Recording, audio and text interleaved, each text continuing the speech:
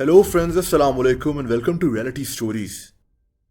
दोस्तों, ये कहानी एक ऐसे बादशाह के बारे में है जिसे तारीख का सबसे बदबूदार तरीन बादशाह कहा जाता है।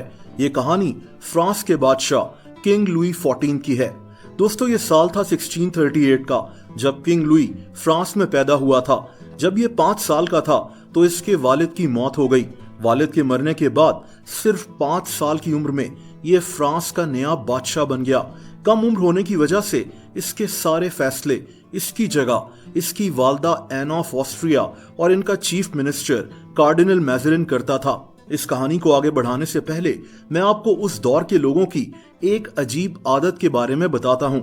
17वीं सेंचुरी में यूरोपियन लोग अपनी हाइजीन यानी साफ सुथराई का ख्याल नहीं रखते थे। ये लोग ना तो साफ सुथरा लिबास पहनते थे और ना ही ये अपने जिस्म को साफ सुथरा रखते थे। अगर नहाने की बात की जाए तो ये लोग यूरोप की शदीद सर्दी में गर्म पानी से नहाना बिल्कुल भी पसंद नहीं करते थे। इनका मानना था कि गर्म पानी इंसान को बीमार कर देता है। ये लोग सालों में एक बार बस टॉवल को गीला करके इससे अपने जिस्म को साफ कर लेते थे। मगर ये बात आम लोगों तक महदूद नहीं रही। किंग लुई को भी बचपन से ही नहाने से डर लगता था। इसको लगता था कि पानी की वजह से इसको कोई खतरनाक बीमारी हो जाएगी।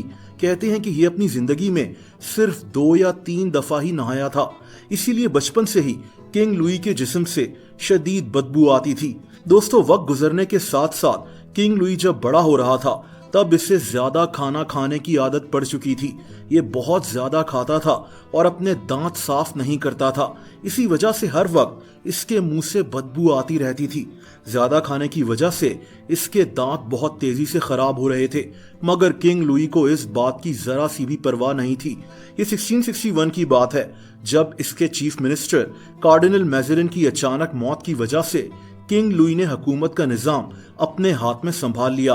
अब बादशाह होने की हैसियत से इसके इर्द गिर्द पहले की निस्बत ज्यादा लोग होते थे और ये सब लोग किंग लुई के जिस्म से आने वाली बदबू से सख्त परेशान रहते थे। इस वक्त इसकी उम्र सिर्फ 23 साल थी। दोस्तों, किंग लुई से इतनी ज्यादा बदबू आती थी कि इसके नौकर दिन में 5 मरतबा इसके कपड़े तब्दील करवाते थे, क्योंकि इसे हुकूमती निज़ाम चलाने के लिए दुनिया भर से आए मेहमानों से मिलना पड़ता था। इसके जिस्म से आने वाली बदबू को दूर करने के लिए बहुत महंगे और कीमती परफ्यूम्स इस्तेमाल किए जाते, मगर फिर भी किंग लुई के पास बैठना मुश्किल होता था। दोस्तों, किंग लुई के दांत भी इतने ज्यादा खराब हो गए कि मजबूरन इसके डॉक्टर्स ने इसके सारे दांत निकाल दिए थे। अब दांत निकल जाने की वजह से ये खाना चबाने के बजाय खाने को निगल कर खाता था। दिन में 5 दफा खाने की इस आदत से इसके जिस्म का डाइजेस्टिव सिस्टम बुरी तरह से खराब हो रहा था। इसके जिस्म से आने वाली बदबू तो एक तरफ, अब इसके मुंह से पहले से भी ज्यादा बदबू आती थी। लेकिन इन सब बातों के अलावा किंग लुई 14 ने फ्रांस पर एक तवील अरसे तक हुकूमत की थी।